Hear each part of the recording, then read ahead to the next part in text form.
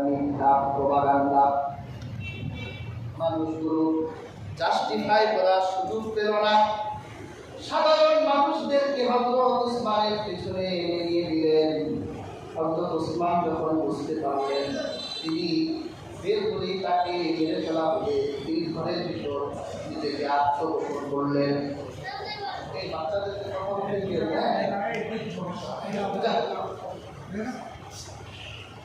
একটা কথা হবে না।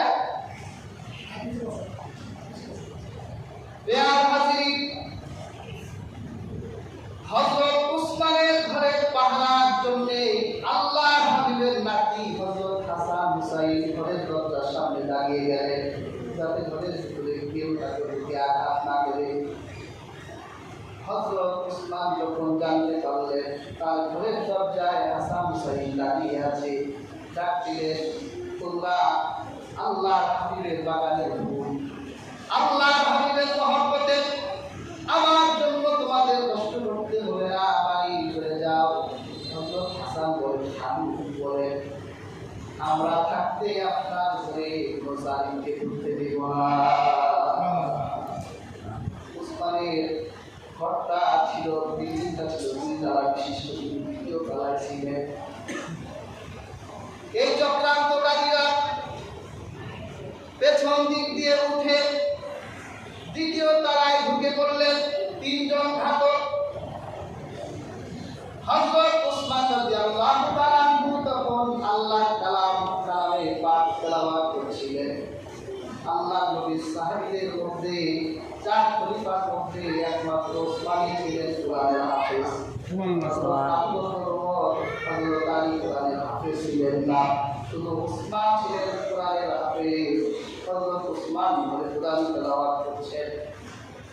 এমন সময় এই নওয়াব পিশাচ হযরত উসমানের দাড়ি ধরলেন, হযরত উসমানের শরীরে হিট করলেন। হযরত উসমান রাদিয়াল্লাহু তাআলা তাদেরকে আখিরাতের ভয় দেখালেন, তোমরা কার গায়ে আঘাত করছো? আমি তো সেই ব্যক্তি যাকে আল্লাহ হাবিব দুনিয়ায় থাকতেই জান্নাতের ঘোষণা দিয়েছে। এই দুনিয়া যদি শুনেন যে একটা লোক জান্নাতে যাবে, কত আদব তার সাথে আমরা করতাম, তার আমার তো মনে হয় কেউ তাহলে রুজি রোজগার করেও খাইতে পারবো না, যে আপনার রুজি করার দরকার নেই, আমরা রুজি করে আপনাকে করব, ঠিক না? আর ওরা জানতো উসমান তিনি বেহেশতে যাবেন, তার শরীর আঘাত করবে। একজন সময় বেশি নেই, ধারালো একটা তরবারি বের করে হযরত উসমানের শরীরে আঘাত করলেন। উসমানের স্ত্রী না এলা ওই আঘাত ফিরাতে গিয়ে তার 4টা আঙ্গুল পড়ে গেল। হযরত উসমানের বুকের উপর সেই শরীর আঘাত করল, উসমানের শরীরটা রক্তে রঞ্জিত হয়ে গেল। 3 জন নেমে দৌড়ে চলে গেল, একেবারে বাঘকে ইমাম হুসাইনকে যারা মেরেছে এরা তাদেরই মেরেছে।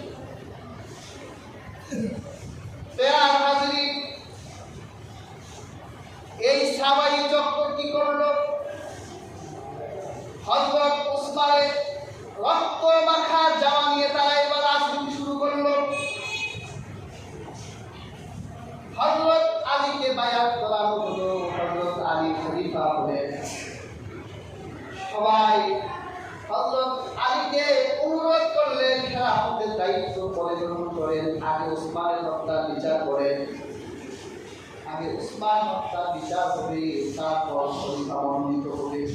আর হযরত আলী বললেন, না, আগে খলিফা হবে, এই শৃঙ্খলা শান্ত করার অপরাধীদের বিচার করা হবে।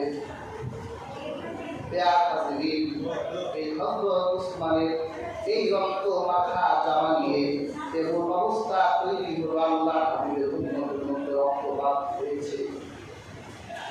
হযরত আলী কাররামাল্লাহু ওয়াজহাহু, তারা তো দুনিয়ার বাছাই করতে আসেন নাই, হযরত আলী তো আহলে বাইত ছিলেন। আল্লাহ কোরআনে আহলে বাইতের ব্যাপারে বলেছে, আহলাল বাইতি ওয়া ইউতাহহিরুকুম তাহযীরা, আহলে বাইতদেরকে আল্লাহ পবিত্র পরিচ্ছন্ন করে